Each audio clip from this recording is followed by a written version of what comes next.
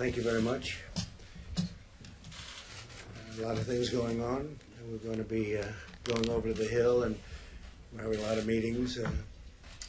From the financial, this is a medical situation, not a financial situation. The financial, though, is moving along very nicely. I want to thank you for being here and update you on the progress we've made after a week of extraordinary mobilization in our war against the virus. Governors, mayors, the businesses, charities, and citizens are all working with urgency and speed toward one common goal, which is saving American lives. We're in communication with foreign countries.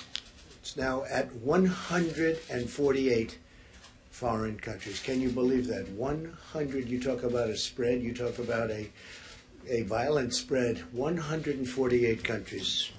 Not even believable. There's been a week of national action and of great national solidarity.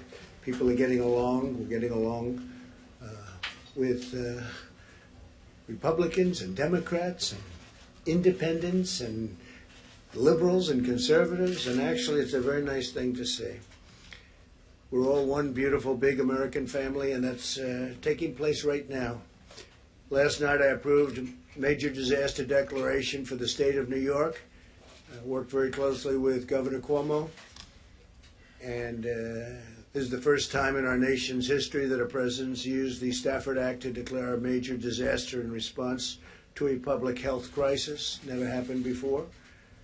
I'm considering other areas where we may or may not be doing that, and I'm working very closely with Gavin Newsom, Governor of California, and others.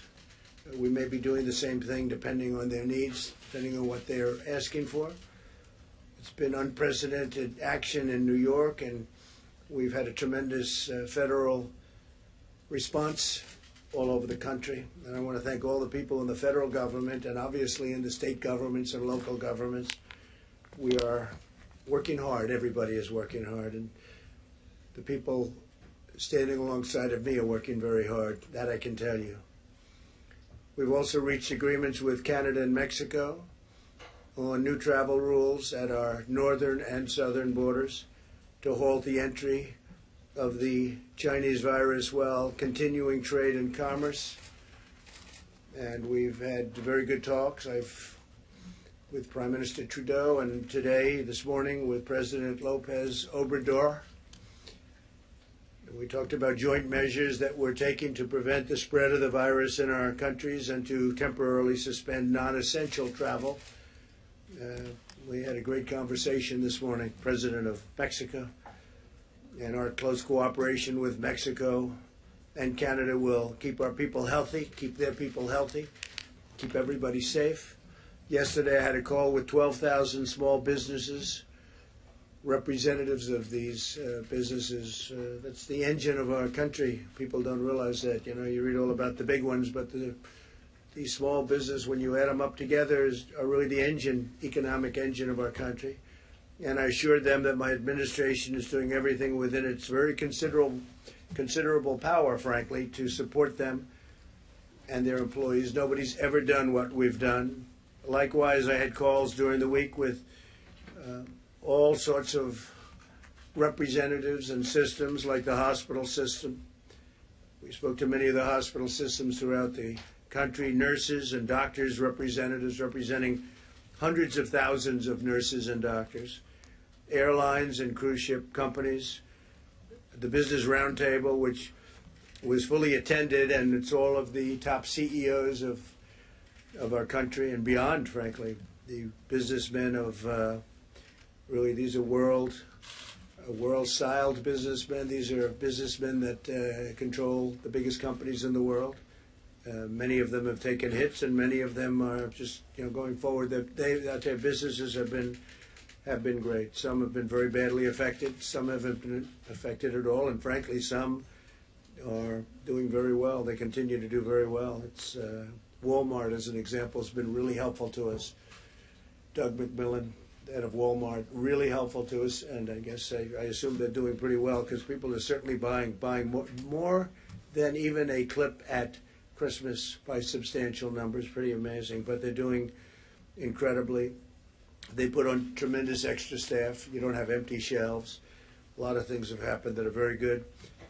Restaurants, fast food executives, grocery stores, all retailers, literally all of them, in groups. And we spoke with the G7 leaders at length, as you know. You probably know about that. Spoke to many of the governors, spoke to almost all of the governors at conference calls and many of the governors individually. And very importantly, the religious leaders. We had a great conversation yesterday, the Vice President and myself, with the religious leaders of our country, many of the religious leaders, and we've had a number of them during the course of the last 2 weeks, actually. But yesterday we had a very significant call with the religious leaders of our country. I signed legislation providing American workers with paid sick leave and paid family medical leave at no cost to employers, and free testing for those who need it. The testing is going very well, and the Admiral will speak to that along with Tony. We're working quickly to pass additional legislation that will provide massive relief to small businesses and affected industries and give direct payments to our great workers and hardworking American families. There's never been anything like we're doing on the Hill right now. They're negotiating. Mitch McConnell, Chuck Schumer, they're all up there. Kevin McCarthy and Nancy Pelosi. They're all negotiating, and everybody's working hard, and they want to get to a solution that's the right solution. I think we're getting very close. We've also announced that we've moved tax day from April 15th to July 15th, which is a big deal, giving businesses and individuals extra time to file and pay without interest or penalties. So we've moved the date way back, and so it'll be July 15th instead of your traditional April 15th. And very importantly, you will have a lot of time, but you're not going to have interest penalties or any kind of penalties by filing at that later date. HUD announced that foreclosures and evictions are suspended for single-family homeowners with FHA-insured mortgages for the next 60 days. And our great head of HUD, who's with us today, Ben Carson's going to say a few words in a moment. The Department of Education will not enforce standardized testing, which is another big deal, requirements for students in elementary through high school for the current school year. Not fair to do that. So we are waiving that. I would imagine it's probably the first time ever that's been waived, but I think it's only fair to the students and to the parents of the students. It is also waiving interest and other things that we're discussing right now on federally held student loans, and directed that borrowers be allowed to suspend their student loan payments without penalty for at least 60 days. And we'll be talking about student loans, going to help the students. They're under a great burden right now, so we will be talking about that further, but we're waiving during the 60-day period various elements and very important elements on student loans, big subject. I signed an executive order invoking the Defense Production Act, as you all know, giving us powerful new authorities to help states, cities, and hospitals procure needed supplies. There's been a clear call to action to the private sector, and the call is made right here. It's been really pretty amazing what's happened with the private sector. They are really in sixth gear, I think, which has responded in full force, helping to produce and supply much-needed masks, swabs, sanitizers, ventilators, and everything else. There's a move on that's incredible right now. And by way of example, Hanes, everybody knows Hanes, great company, great consumer cotton products company, is retrofitting its manufacturing capabilities in large sections of their plants to produce masks. And they're in that process right now. And in my direction, the FDA has taken rapid steps to make these items available for medical use right now. I mean, most excitingly to me is what the FDA has done in order to get possibly a very successful number, it's not just one or two, number of therapeutics, medicines that can help people that are already sick, help people not get sick, And obviously you know about the vaccine, and Tony will discuss that a little bit later, but the vaccine is moving along. But this is something that right now, this is what we really, it's incredible. And what the FDA has done, and Dr. Stephen Hahn, who's highly respected, came as just a highly respected man. He's been fantastic. He's only been here for a couple of months, and he's gotten thrown into the swim of it, and he's really standing up. But the FDA has really moved the mountains. I said it this morning. They moved mountains to get approvals on things that maybe work. We'll find out very soon. It won't take long. An example of the Pernod Ricard, which is this is really an example where we're repurposing alcohol. They went out and repurposed their alcohol production capabilities in Arkansas, Kentucky, Texas, and West Virginia to make hand sanitizer. That's a big difference. And they've been unbelievable. They really have. Pernod Ricard. Their first delivery will be on Tuesday. It's going to go to various states.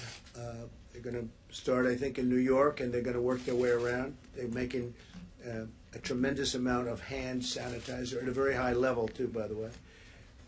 We've activated the National Response Coordination Center to level 1. That's your highest level.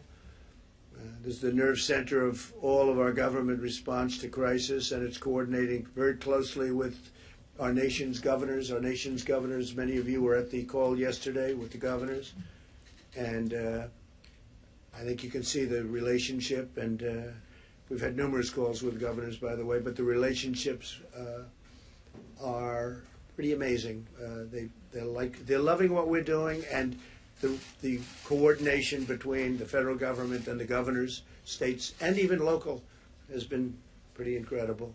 FEMA Administrator Pete Gaynor, who is with us, will soon be providing you with an update on the center's operations, and FEMA's been incredible. We got them involved last week, very much involved, and now they're involved nationwide. We've dramatically expanded telehealth so Americans can see a doctor without leaving home, something which more and more people are using, and now they're really using it, and now the ones that are using it are loving it.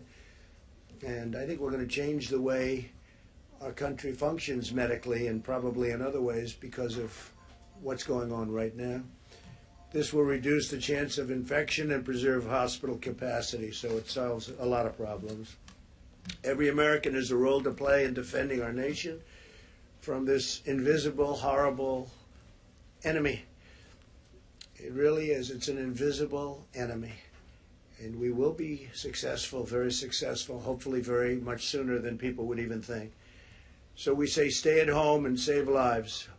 There's a time of shared national sacrifice, but it's also a time to treasure our loved ones and to take stock of what is most important, our faith, our families, our neighbors, and our great country. And I want to thank all of the incredible people of our country, the citizens of our country, that what you've done and the way you're responding has just been very special, something that we will never forget, that the history books will never forget. And we're going to have a great victory. We're going to be celebrating a great victory in the not-too-distant future.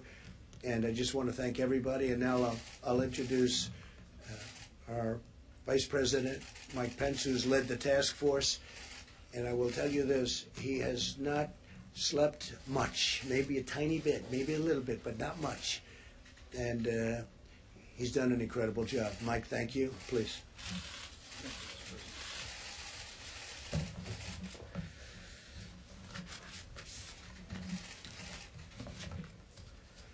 Good afternoon, all. And thank you, Mr. President.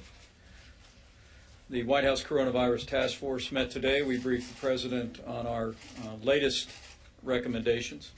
We continue at the President's direction to lead not a whole-of-government approach, but a whole-of-America approach. You just heard the President describe one inspiring story after another, the way the American people are responding, the way American businesses are responding, religious communities across this country.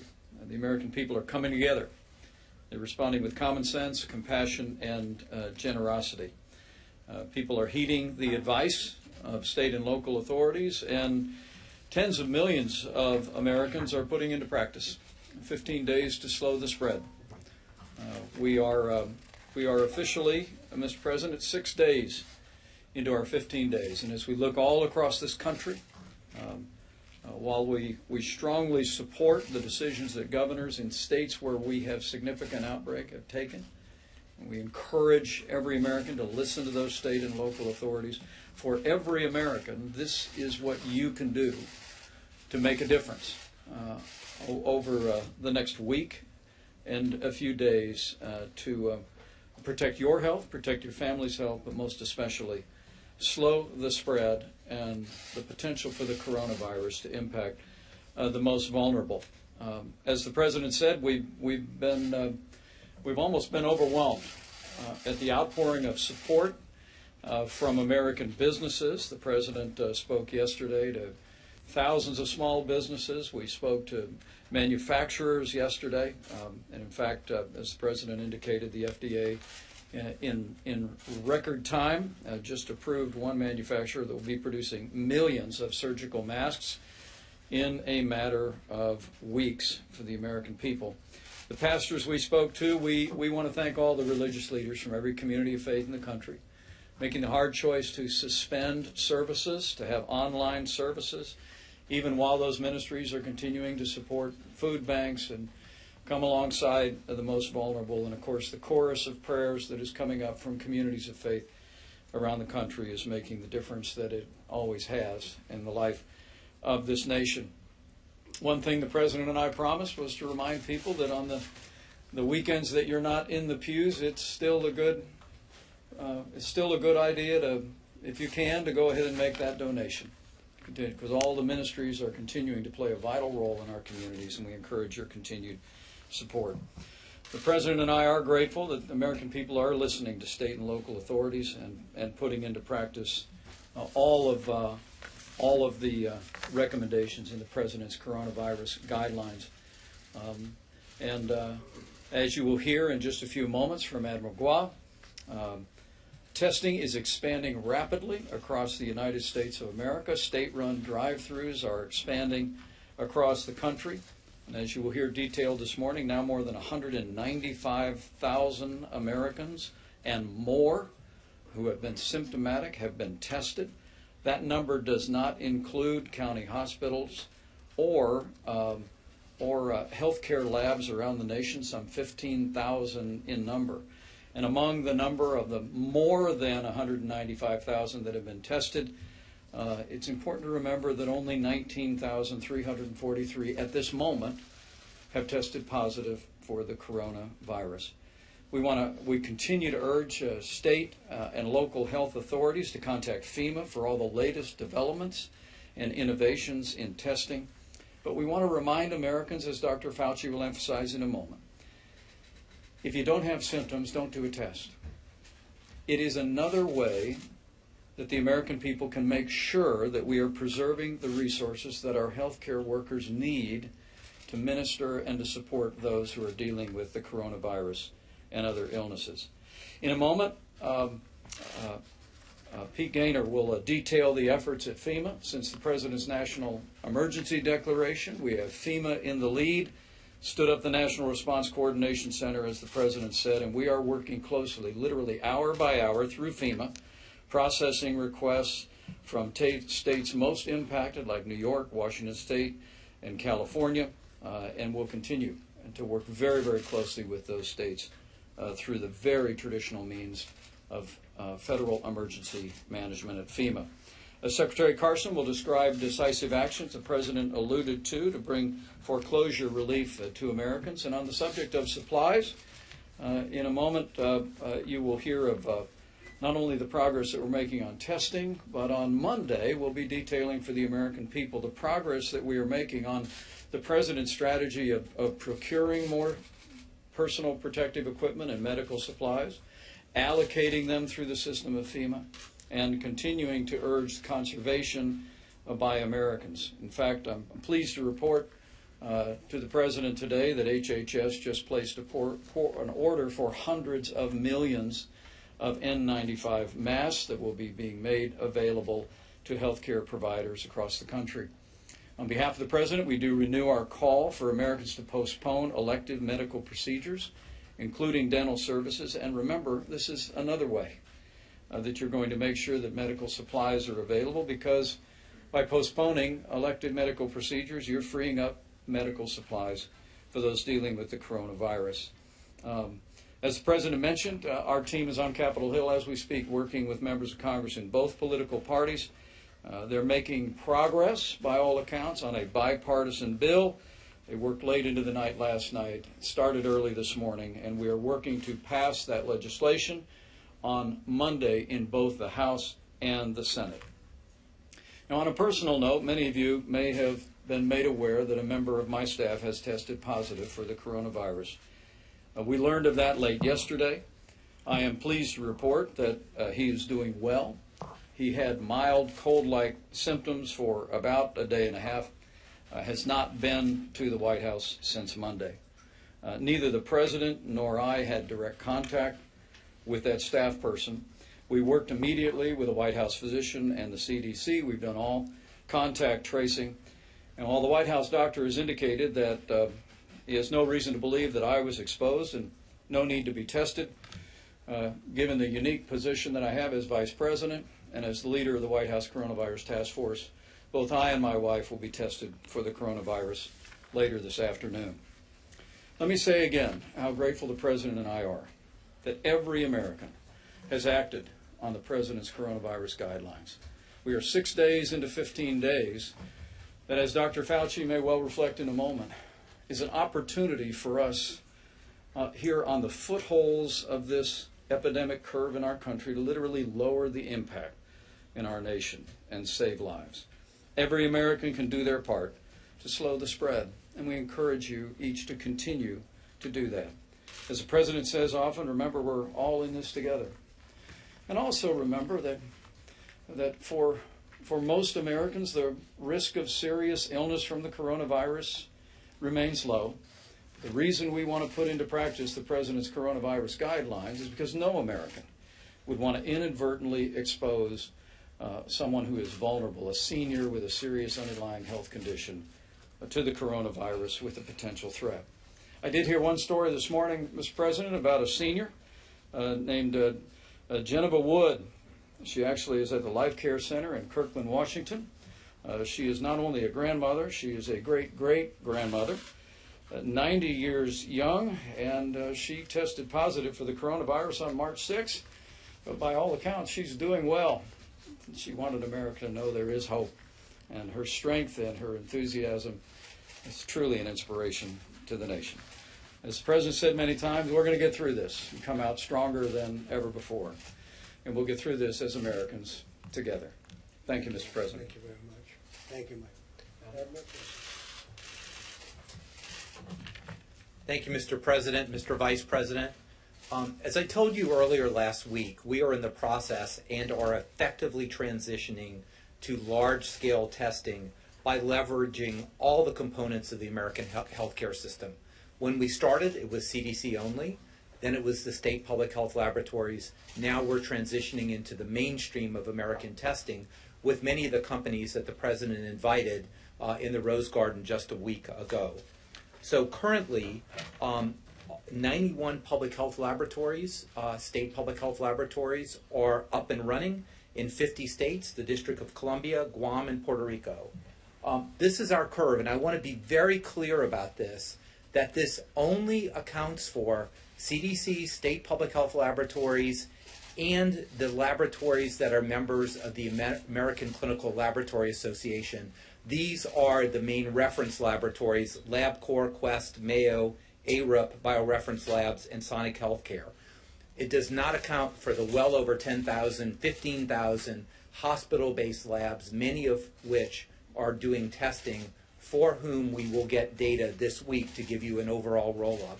As you can see, over 195,000 people in America have completed their testing. That means tests plus results. This does not count the people whose tests are in process. And as you see, this curve is going, it will continue to rise dramatically over the next period of time.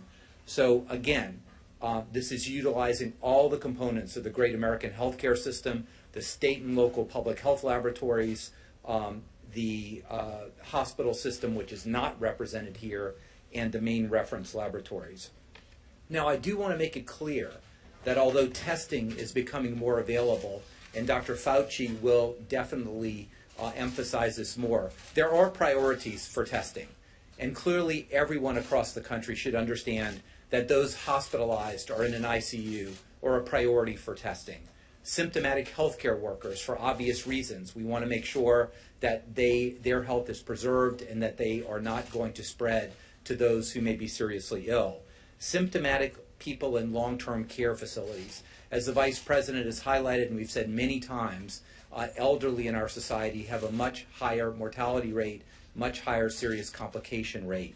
Symptomatic individuals over 65, symptomatic individuals who have underlying conditions like chronic heart disease or liver disease or other types of chronic diseases, patients in public health investigations, and there are local priorities around the country, particularly healthcare workers for testing. And Dr. Fauci is going to emphasize this about the types of people who may not be to be tested.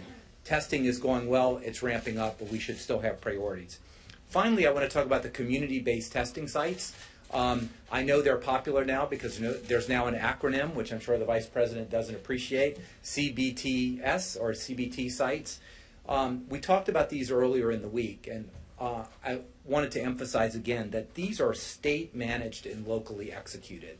The federal government is there to provide support, know-how, blueprints on how to do this, but these are really springing up at dozens and dozens of sites all over the country, adapted to the local needs. Some are drive-throughs, some are walk-up, some are geared to healthcare workers and emergency responders.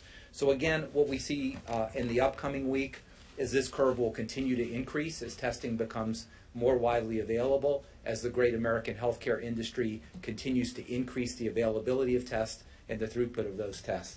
Thank you, sir. Thank you very much, Dr. Fauci. Thank you very much, Mr. President, Mr. Vice President. What I want to do just over the next minute or so is maybe connect some of the dots of the things that you've heard today. First, the status of the dynamics of the outbreak. I mean, you all know the numbers. You've seen them. We have widespread infection, but to varying degrees throughout the country.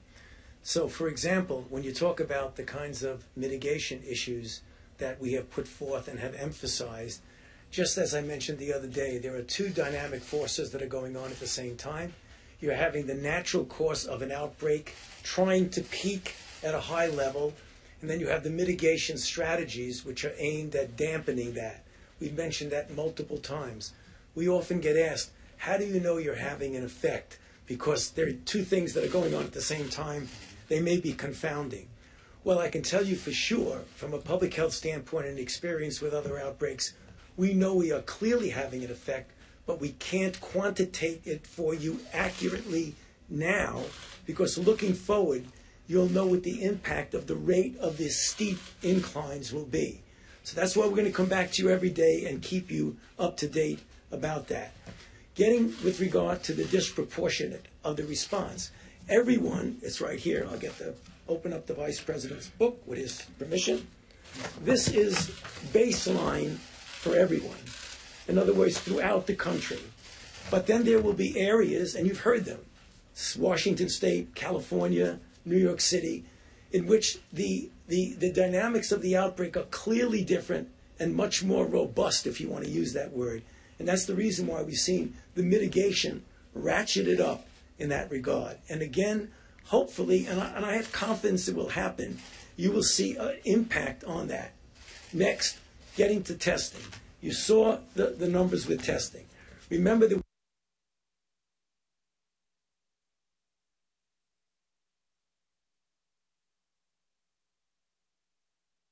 with testing, Admiral Giroir mentioned, is that not every single person in the United States needs to get tested.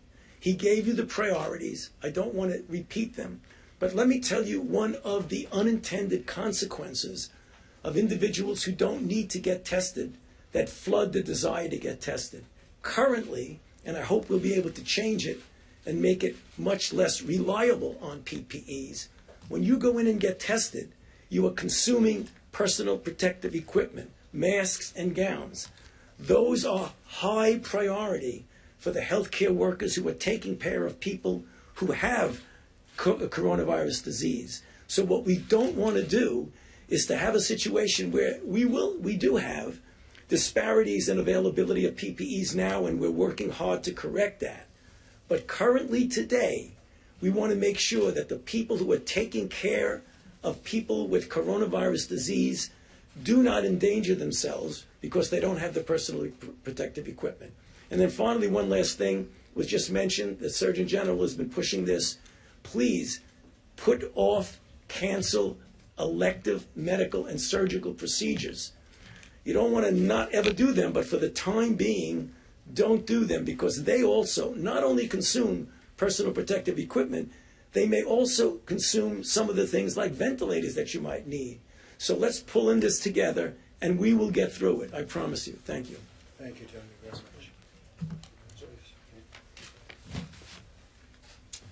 Thank you, Mr. President, Mr. Vice President. FEMA is now leading the federal operation or the federal response for all operations on behalf of the White House Coronavirus Task Force, who oversees this whole-of-nation response. HHS will continue to provide their matter expertise on health, and pursuant to the nationwide emergency declaration, FEMA, in coordination with HHS, is assisting state, local, tribal, territorial governments and their other eligible entities with health and safety emergency protective measures on behalf of the American public. As of yesterday, 50 states, the District of Columbia, 5 territories, and 1 tribe are working directly with FEMA under the nationwide emergency declaration for COVID-19. In just 24 hours, we've obligated $100 million to states, territories, and tribes. A little bit about supplies. It is of the utmost importance that requests for assistance, especially for critical supplies, get routed through proper channels as soon as possible. And we ask everyone to follow the normal procedures FEMA uses in a natural disaster. There's no different procedure for the COVID-19 pandemic. But remember, you can still order supplies from your regular vendors and buy it on the open market. Buy it where you can find it. We will reimburse you. If you buy medical supplies from foreign sources, it is reimbursable. Buy America does not apply to the Stafford Act, except for Washington, D.C. and Puerto Rico. If you can't buy it on the open market, make a request through the FEMA system. Requests for assistance at the local and county level should first go to states, from states to the regional FEMA offices, and then from those offices right here in D.C., where the National Response Coordination Center is open and running. We are getting requests for masks, PPE, swab sets, test site supports, ventilators, hospital capacity assessments, and many more. We are in lockstep with HHS to answer these requests, but we will do whatever is necessary to get states, tribes, territories, and others what they need. And then finally, what we are doing here in Washington, D.C., again, this is a whole-of-government response. Like all emergencies, response is most successful when it is locally executed, state-managed, and federally supported. We can't say that enough. On Thursday, our federal partners fully integrated with our National Response Coordination Center, and additionally, all 10 FEMA regions across the country have been activated. The FEMA regional administrators will continue to coordinate closely with governors, state emergency managers, state public health officials to determine the type and level of support needed to respond to this dynamic threat. Thank you, sir. Thank you very much, Pete. Appreciate it. Ben, please. Well, thank you, Mr. President and Mr. Vice President, for your tireless leadership here. And I also want to thank the fellow task force members who have been working around the clock in a very patriotic way to serve their fellow Americans. You know, part of the American dream is having a home. And sometimes people say, well, what does housing have to do with health? It has everything to do with health, having a safe home. And that is the reason that the President has authorized the immediate cessation of foreclosure and eviction proceedings for American citizens, single-family forward mortgages, as well as reverse mortgages. And as you know, FHFA has also decided to do the same thing for 60 days. And the CFPB is very happy with all of this as well.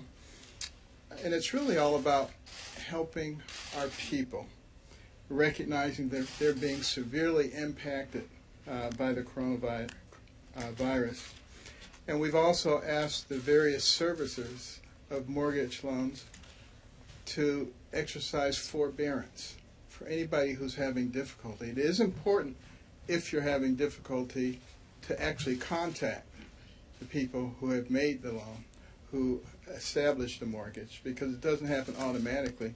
What does happen automatically is that we cover all 8.5 million people in terms of the moratorium on foreclosures and evictions. We want also for the PHAs to be protected.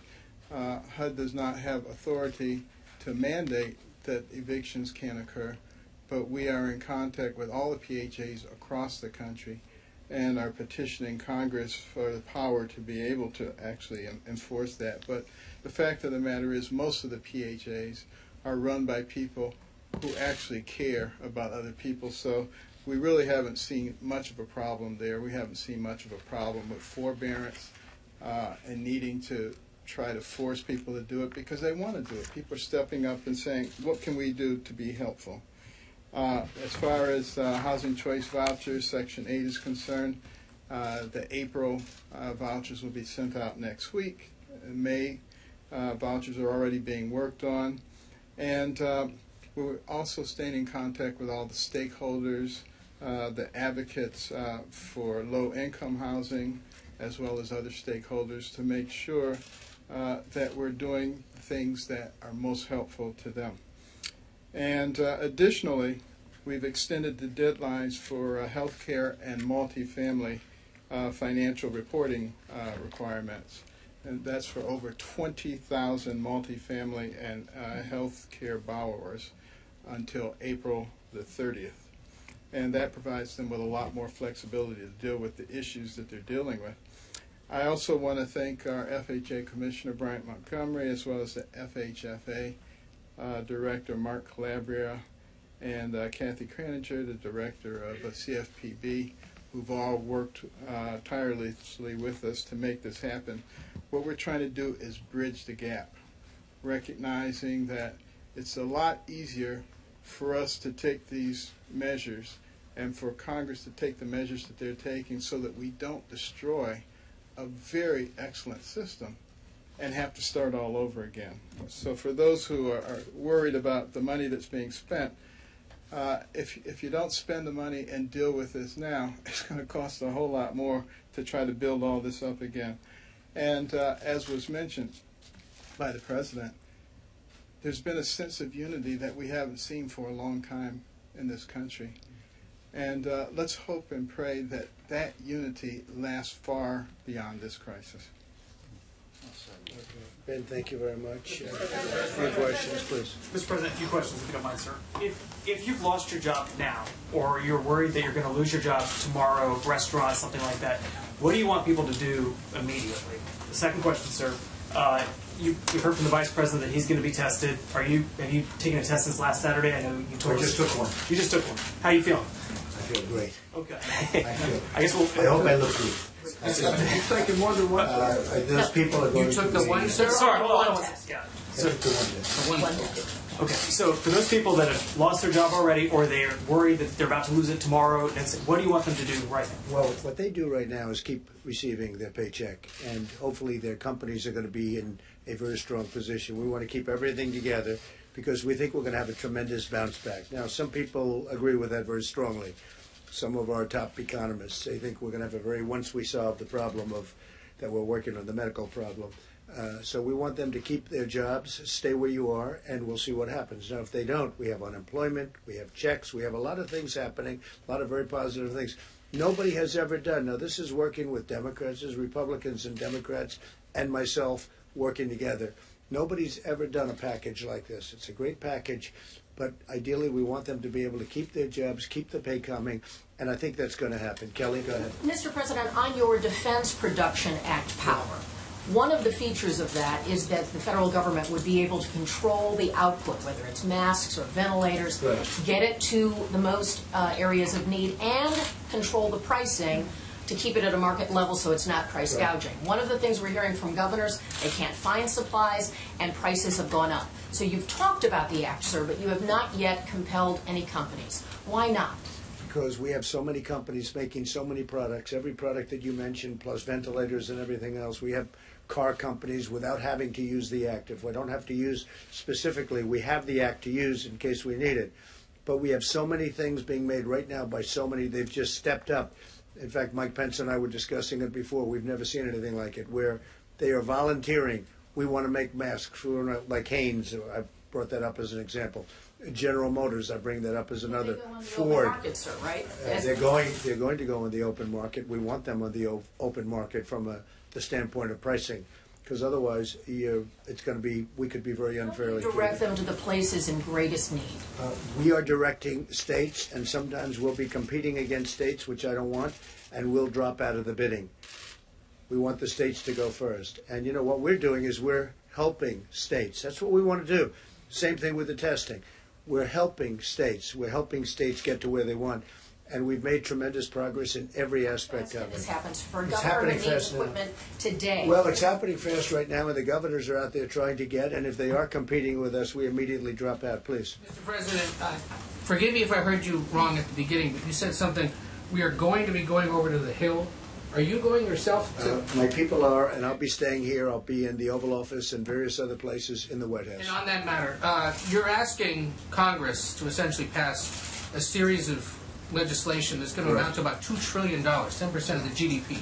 What do you say to members in both parties who say this is too expensive, this is just too much to debate and get done in 48 hours or so? And also, have you spoken directly with Speaker Pelosi at all about any of this? Okay, so I've spoken with, I'm not going to say who I speak with, but I've spoken with directly or indirectly everybody many, many times. We're doing very well. I think the Democrats and the Republicans are going to come up with a package that's going to be really something very special. It's going to help people. This is the first time there's ever been a case where you want people not to work. It's always, you want to create incentive to work.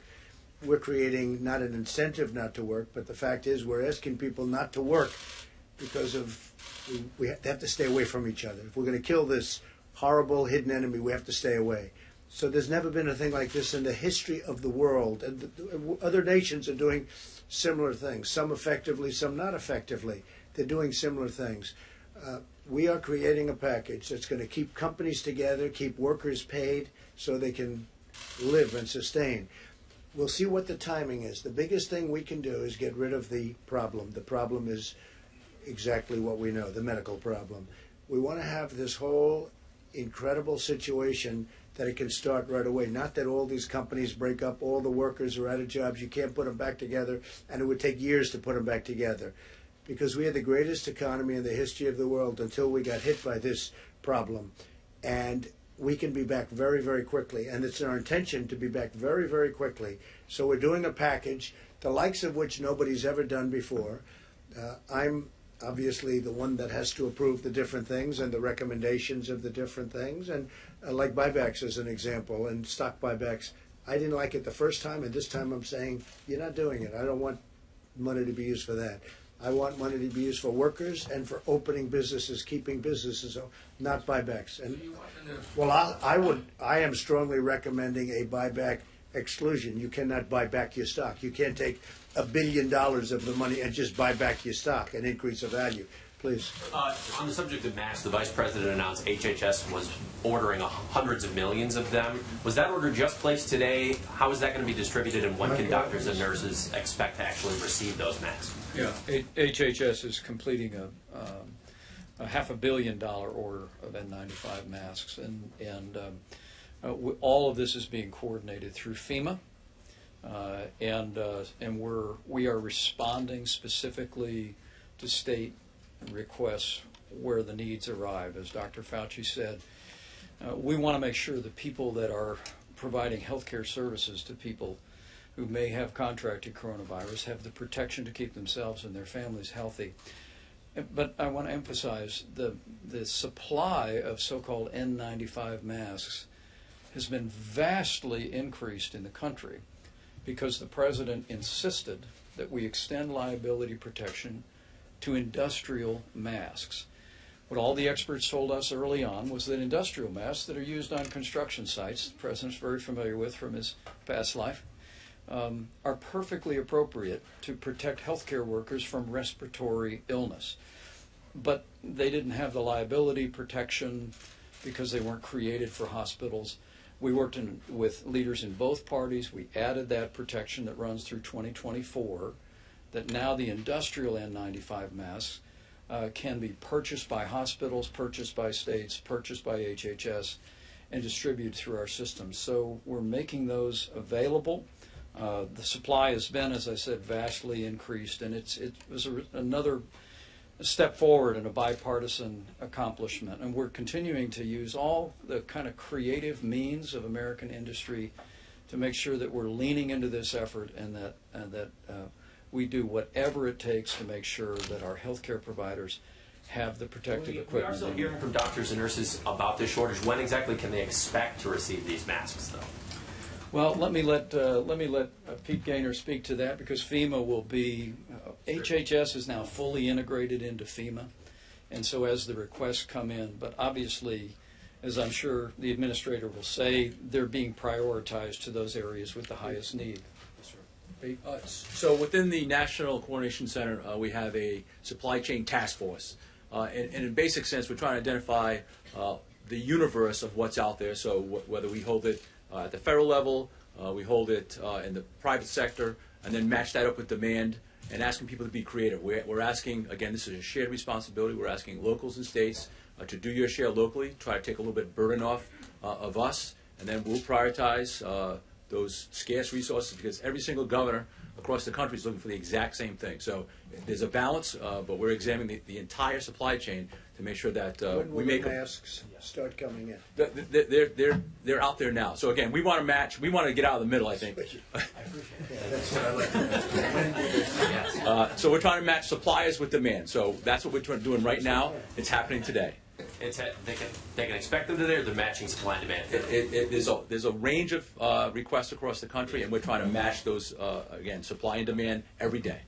Through the task force. We have a lot that have already come in. I have to tell you, the throwing away of the mask, being in private business, the throwing away of the mask right away, they're thrown away. And when you hear 55 million masks, or what I'm saying, 55 million, how could it possibly be such a number? They say, oh, that's just a small fraction of what we need. And I said, why aren't we sanitizing masks? You know, you look at the masks. I've looked at all the different masks. Some don't lend themselves to doing that, I think, but many do. And I said, why aren't we have very good liquids for doing this, sanitizing the masks. And that's something they're starting to do more and more. They're sanitizing the masks. And I don't know if anybody would like to speak to that. You might want to just... Yeah, there are CDC guidances about how you can minimize the use of masks by different things that you could do with testing, and when you have masks, how you might reuse them, which ones you can reuse them. Do you think there's a solution to this other than buying more masks? Do healthcare providers need to change how they're using them? Yeah, well, there are a couple of things. One, for example, we are moving towards getting testing where you don't have to have PPE.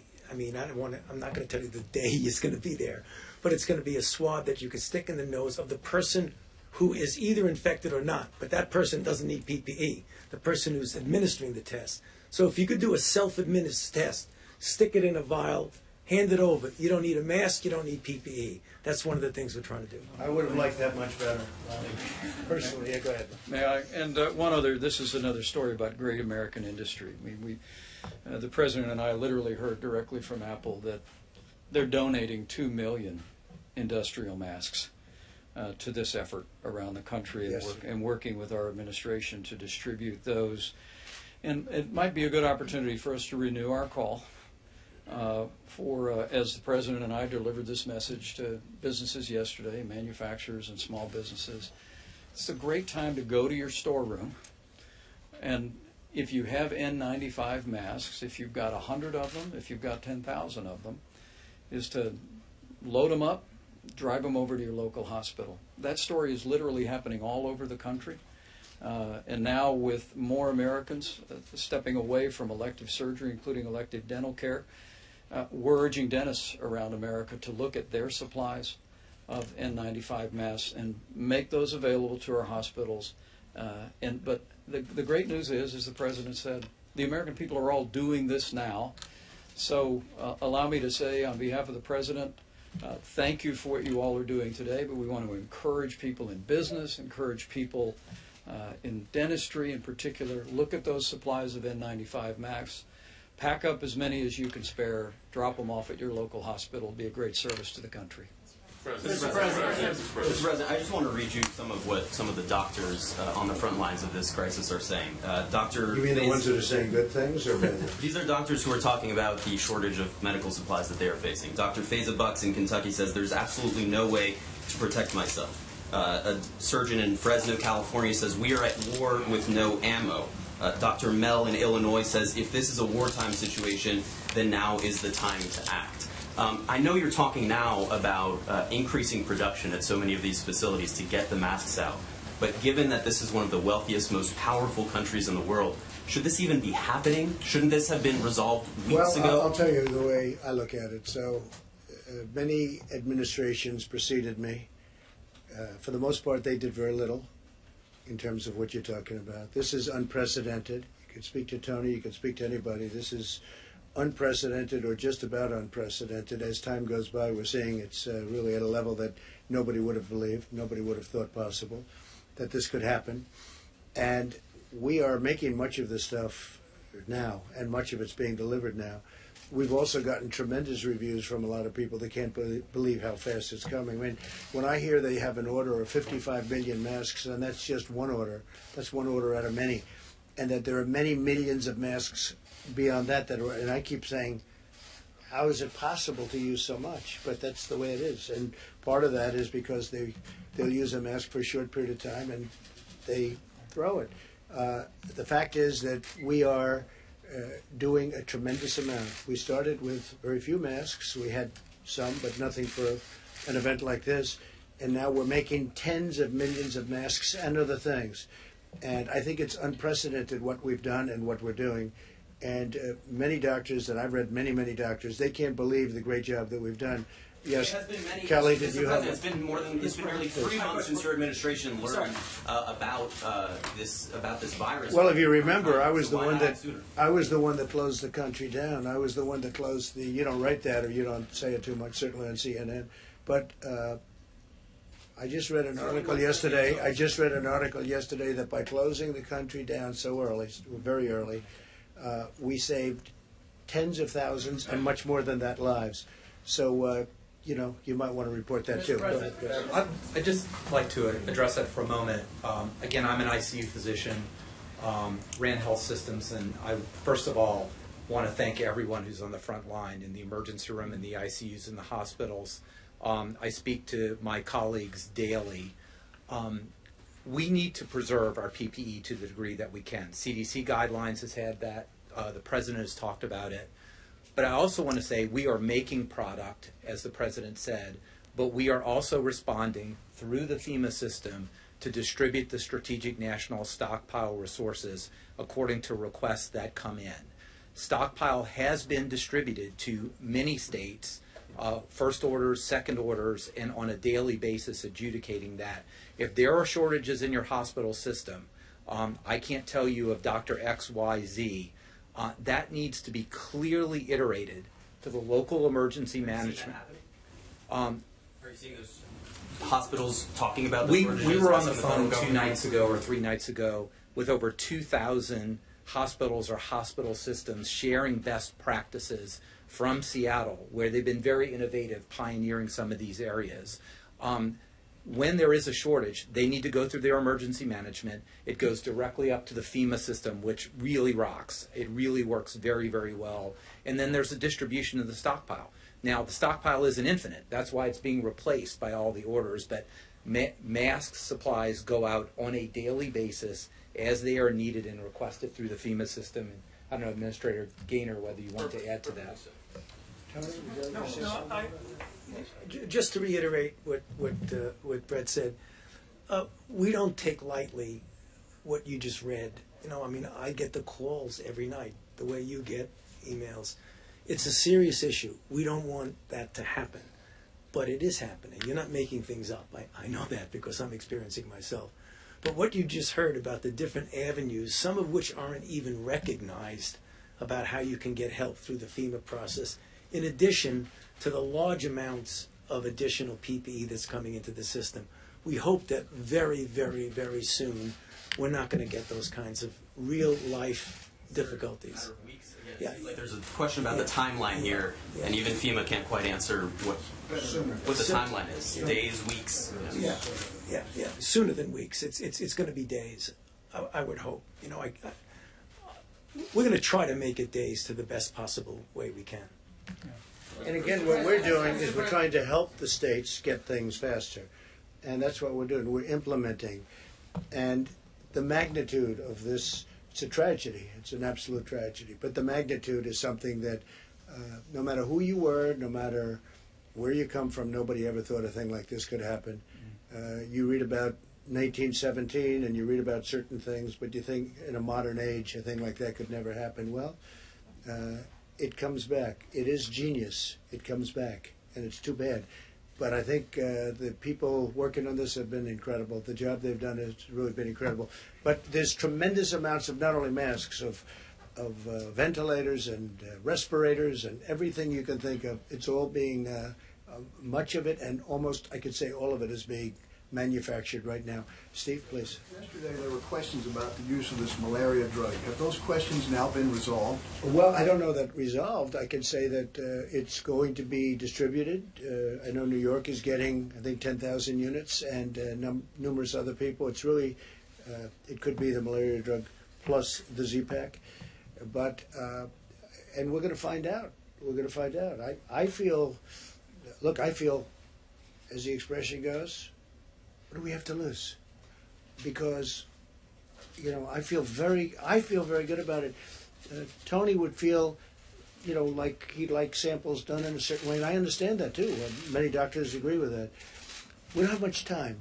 You know, we have a lot of very sick people right now in hospitals all over the place. And speaking with the governor of New York, Cuomo, I said, how's it look? He's got a lot of sick people.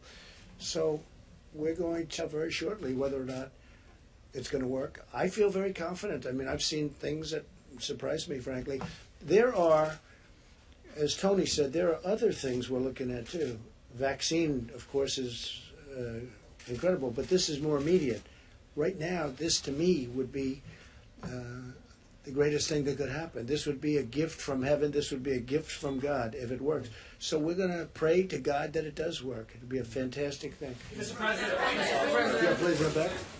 Mr. President, on the economic front, there are reports that the coronavirus is really hurting your businesses, especially your hotels. My businesses? Yeah, Sure. so is that true, and can you speak Well, to I wouldn't say it's financials? thriving when you decide to close down your hotels and your businesses. No, I would say, but you know, I'm very underlevered and everything, so that's good. But is it hurting my? Yeah, it's hurting me, and it's hurting Hilton, and it's hurting all of the great hotel chains all over the world. It's hurting everybody. I mean, there are very few businesses that are doing well. Now, there are some that are. Like, as an example, the Walmarts of the world, because everybody's lined up to get things and stock up their house and this and that. But sure. Said, we don't take lightly what you just read. You know, I mean, I get the calls every night, the way you get emails. It's a serious issue. We don't want that to happen, but it is happening. You're not making things up. I know that because I'm experiencing myself. But what you just heard about the different avenues, some of which aren't even recognized, about how you can get help through the FEMA process, in addition to the large amounts of additional PPE that's coming into the system. We hope that very, very, very soon we're not going to get those kinds of real life difficulties. Yeah. Like there's a question about the timeline here, and even FEMA can't quite answer what the timeline is. Days, weeks. Yeah. Sooner than weeks. It's going to be days. I would hope. You know, we're going to try to make it days to the best possible way we can. And again, what we're doing is we're trying to help the states get things faster. And that's what we're doing. We're implementing. And the magnitude of this, it's a tragedy. It's an absolute tragedy. But the magnitude is something that no matter who you were, no matter where you come from, nobody ever thought a thing like this could happen. You read about 1917 and you read about certain things, but you think in a modern age a thing like that could never happen. Well, it comes back. It is genius. It comes back, and it's too bad. But I think the people working on this have been incredible. The job they've done has really been incredible. But there's tremendous amounts of not only masks, of ventilators and respirators and everything you can think of. It's all being, much of it, and almost, I could say all of it, is being manufactured right now. Steve, please. Yesterday there were questions about the use of this malaria drug. Have those questions now been resolved? Well, I don't know that resolved. I can say that it's going to be distributed. I know New York is getting, I think, 10,000 units, and numerous other people. It's really, it could be the malaria drug plus the Z-Pack. But, and we're going to find out. We're going to find out. I feel, look, I feel, as the expression goes, what do we have to lose? Because, you know, I feel very good about it. Tony would feel, you know, like he'd like samples done in a certain way, and I understand that too. Many doctors agree with that. We don't have much time. You know, we have a lot of very sick people right now in hospitals all over the place. And speaking with the governor, New York, Cuomo, I said, how's it looking? He's got a lot of sick people. So we're going to know very shortly whether or not it's going to work. I feel very confident. I mean, I've seen things that surprise me, frankly. There are, as Tony said, there are other things we're looking at too. Vaccine, of course, is incredible, but this is more immediate. Right now, this to me would be the greatest thing that could happen. This would be a gift from heaven. This would be a gift from God if it works. So we're going to pray to God that it does work. It would be a fantastic thing. Mr. President. Yeah, please, Rebecca.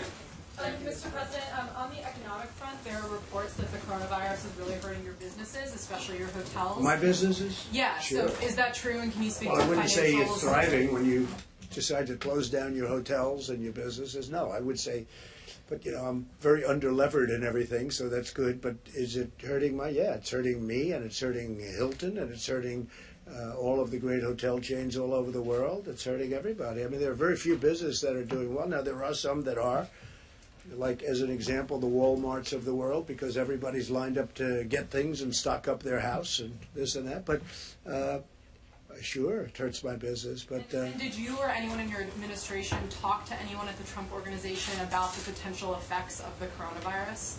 No, I didn't speak to anybody. I speak to my sons, but I talk about the coronavirus, but not as it pertains to my business. They basically follow the rules. When they say close them down in New York, we close them down, or wherever they may be. I actually have them all over the world. Well, you no longer And when they say close them down, we close them down. What, Kelly? Will you no longer go to Mar-a-Lago or Benjamin? Well, I have nothing planned at Mar-a-Lago, but right now I think Mar-a-Lago, I guess, I haven't even asked, but I imagine that's closed down just like a lot of other businesses in Florida. Right? Go ahead. Do you expect your family company to seek government assistance if it's eligible? I don't know. I mean, I just don't know what the government assistance would be for what I have. I have hotels. Everybody knew I had hotels when I got elected. They knew I was a successful person when I got elected, so it's one of those things. I guess I get paid $450,000 a year. I give it up. I put it back into the nation. I have to, by the way, you have to designate where you want it, so I oftentimes give it to opioid, research and things. Specifically, not you. But as far as the hotels and everything, I mean, I have to do what everyone else is doing. I would probably decide to close things up. I think it's a good thing. You don't want people getting together. And hotels and clubs and everything, you get together. We want to beat this deal. So I have many of them, hotels, clubs, things like that, where people get together. I would think it would be a good practice to close them up. Yeah, go ahead, please. Mr. President, as you know, we've been talking a lot about masks. We've also talked about how not everyone needs to take a test. What about a temperature test? As we know, we all came into this room and got tested before we entered. Well, I do it. I have temperature tests, and I didn't ask everybody here, but I wouldn't be surprised if they had temperature tests. Should those thermometers, otherwise I'm going to run off the stage. Be distributed? Should they be on a mass distribution basis too? Oh, I think they are pretty much. The easiest thing is the temperature. I think they are. I don't know. Are you learning a lot from the temperature test, Tony? Could you maybe discuss that for a second? Yeah, I mean, they have a place. They're not infallible. I mean, there's so many ways to get around that. I mean, right now, every time, certainly here, every time I go into a different room, I get my temperature taken. But we see that on the outside, that some people are doing I took his that. temperature. It was very low. There is a role for it under certain circumstances. What I don't see is a massive distribution of thermometers that are going to actually have a major impact on what I showed, what we need to do. And I say, I've seen things when Tony mentions thermometers. They aim something at your forehead, they stay this far away, boom, and they tell you what your temperature is. I said, I've never seen that before. I've learned a lot. It's incredible. Go ahead, the back corner. Jennifer Greeno with OEM, thank you. This morning, the Washington Post ran a story suggesting that you delayed taking action on the virus in January and February. Dr. Fauci has indicated that your action in the Chinese travel ban helped America immensely. What do you say to the Washington Post? Well, I love whoever you're with. That's because I think that's such a nice question. No, I think the Washington Post covers us very inaccurately, covers me very inaccurately. I saw the story. I think it's a disgrace, but it's the Washington Post, and I guess we have to live with it. It's a very inaccurate, It's a very inaccurate story. From many people, I get a lot of credit for having closed our country very early to a very heavily infected country. China, unfortunately, China. I wish China would have told us more about what was going on in China long prior to us reading about it, even though the news isn't exactly disseminated. As you know, China kicked the Washington Post out of China, and they kicked the New York Times out of China, and I guess the Wall Street Journal. That's okay. I mean, that's what they do, and I think it's a terrible thing they did. But I also think it's terrible when people write inaccurately about you, and they write inaccurately about me every single day, every single hour. And by the way, your group really, I really think, and I just say fair, not good or bad. I think you write very fairly and do very fair reports about the great job that all of us are doing, that this group behind me is doing. It's so insulting when they write phony stories that they know are fake news, because they're not insulting me, they're insulting everybody, these incredible people that have worked so hard, so long, that are thinking about nothing other than this invisible enemy. They have done such an incredible job, and they will continue, and we're going to win, and there'll be a lot of celebration when we win. And we're going to win with as few lives lost as possible. That's the game. Win with as few lives lost as possible. It's a tough enemy. It's a tough killer. Far bigger, far more vicious than ever before. But I appreciate you saying it, because the fact that we closed so early to China, and most people, hey, look, I was called xenophobic by Sleepy Joe Biden. I was called a racist by Democrats, a racist. I was a racist because I decided that I didn't want to have people that could hurt our country come in.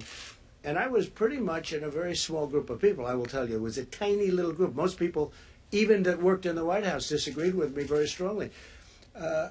Saving of those many weeks was a tremendous thing. And when they keep talking about acting early, that was the ultimate act. That was the biggest act, because we didn't. And then I also closed Europe early, very early. And I took a lot of heat for that too. But that was a good thing. Now they're doing similar things that we're doing. So I didn't act late. I acted early. I acted far before anybody thought I should be. I took tremendous criticism from the various papers, from many of the papers. So I very much appreciate the question. It might have been more of a statement than a question, but whatever it may have been, I appreciate it very much. Mr. President, about this, so a number of the states have kind of done these different measures. We've seen California order one thing, New York, just similar. Do you want all of the states to do one uniform? No, they can do what they want to do. If California can get a mask sooner than we can get it for them, through all of the things we're able to do, but we're going to end up with a big oversupply at some point. At some point, this is going away. And we're going to end up with a big oversupply. And you know what? In this case, that's going to be okay. But if Gavin can go out and order gowns faster, or masks, good masks faster, or other things faster, that's good. We do have a lot of, the coordination with the ships that we're sending in, as you know, the the medical ships that we're sending in, and even cruise liners. We're going to be sending in probably cruise liners into some areas, in particular California and in particular New York. But if somebody can do something faster, if they can order that mask faster than us, I want them to be able to do it. Sorry about the rules, sir. So people can't leave their homes. Certain businesses. We coordinate very much with them. You don't want all those to be the same. Well, it doesn't have to be at this moment, because we have places in the country where, states where they have 2 people or 3 people, and those people are in quarantine, and you can't put on them what you're putting in New York, where you do have a tremendous problem. I mean, we have large portions of the country, Middle America, where, they have a few people. So it may be a time, I hope that never happens, where we need to take very drastic action. But right now, that's not in the same ballpark. Yeah, go ahead, please. We're day 6 into your 15 days of recommendations. Yes. A lot of people are following them. Some people are not. Yeah. Do you think the American people are doing enough right now to slow this? I think they are, and some people are not, but I think they are. I think it's going to have a very profound effect. I mean, we'll know a little bit more on day 14 and 15, and we'll see. Well, we're going to see. We have to see what the result is. We want to flatten that out, and we're going to see what the result is. And I just want to say, I'm going to negotiate a very large transaction, and I've been negotiating it for 2 days. So I'm going to take 1 or 2 more questions, and then I'm going to leave it to Vice President Pence on the Hill, with the Hill, the various elements of the package. Steve, go ahead. A number of groups are calling for the postponement or cancellation of the Olympics. Have you given him third? No, I haven't. Look, we understand the difficulty of that, and he's a very good friend of mine. You take a look at Shinzo Abe. He's a great gentleman. He loves his country. We have an incredible relation. We just finished a trade deal with them, $40 billion trade deal with Japan, and Prime Minister Abe has a big decision to make. They have built one of the most beautiful venues I've ever seen. They're all ready to go. It's not late. It's not over budget. It was just done flawlessly, and it's beautiful. And they're sitting back and saying, I told him, I said, that's your decision, and it is his decision, and I know he's going to make it soon. I don't know what it's going to be, and I didn't think I should be influencing it at all. I mean, the job that Japan has done on that venue is incredible. So, I mean, there are options, obviously, including delay, and maybe delay for next year, but that's totally up to them. We'll see what they do. Since this story keeps popping up, when did you first learn that this was going to be a problem? Well, when I learned, I started doing the closing, so, probably around that time. We didn't learn much. I think you're going to ask a little bit about China responsibility. I do think that, again, I have great respect for China. I like China. I think the people of China are incredible. I have a tremendous relationship with President Xi. I wish they could have told us earlier about what was going on inside. We didn't know about it until it started coming out publicly. But I wish they could have told us earlier because we could have come up with a solution. Tony Fauci and all of the people, the talent that we have, would have loved to have had 3 or 4 months of additional time if you knew that this was going to be happening. They didn't have that time. They read about it in newspapers like everybody else. China was very secretive, okay? Very, very secretive. And that's unfortunate. With that, I have great respect for that country. I have great respect for the leader of that country and like him. He's a friend of mine. But I wish they were able to, I wish they would have told us earlier, Steve, that they were having a problem, because they were having a big problem and they knew it. And I wish they could have given us an advance warning, because we could have had a lot of things. As an example, some of the things that we're talking about where we order them as quickly as we can. If we had a 2 or 3 month difference in time, it would have been much better. Yeah, please. Can I follow up on that? Yeah. Because, as you were saying, China was extremely secretive about this. Several of your advisors have been warning, have been critical of China. Secretary Pompeo was talking about it yesterday, and he had been saying so for quite some time. So why then, on January 24th, did you tweet that China has been working very hard to contain the coronavirus, that the United States greatly appreciates their efforts and transparency? Because it's true. Because it's true. China has worked very hard. China has lost thousands and thousands of people. Right? No, they weren't transparent. They were transparent at that time. But when we saw what happened, they could have been transparent much earlier than they were. A month after China. But China, just so you understand, China is not a beneficiary here. China has lost thousands and thousands of people. China has gone through hell over this. They've gone through hell, and I've had conversations with President Xi. I just wish they could have told us earlier. They knew they had a problem earlier. I wish they could have said that. Are you able to share, thank you for the numbers on the testing, by the way, are you able to share any other hard numbers on number of available tests, on number of ventilators in the federal stockpile? Well, I'm going to leave that up to Dr. Fauci and everybody else, and I think the answer is we want to share them. I would imagine we want to share the numbers as Admiral. Do you want to discuss that? 500 billion masks that you cited, they're due for delivery in 18 Not months. billion, no, not billion. 500 million masks, excuse me, thank you. I said, wait a minute. The half a billion masks, but they're due for delivery according to HHS within 18 months. The last number on ventilators we had was 12 to 13,000. Can you give us an updated number? Well, there's never been numbers like this. You know, a ventilator is a machine. It's a very complex machine. And to think that we have to order hundreds of thousands, nobody's ever heard of a thing like this. You know, when we had in the stockpile, we had thousands in a stockpile, thousands ready to go. That's a lot. All of a sudden, you need hundreds of thousands. And you're not talking about, you know, the mask is whether it's plastic or whether it's material, that's one thing.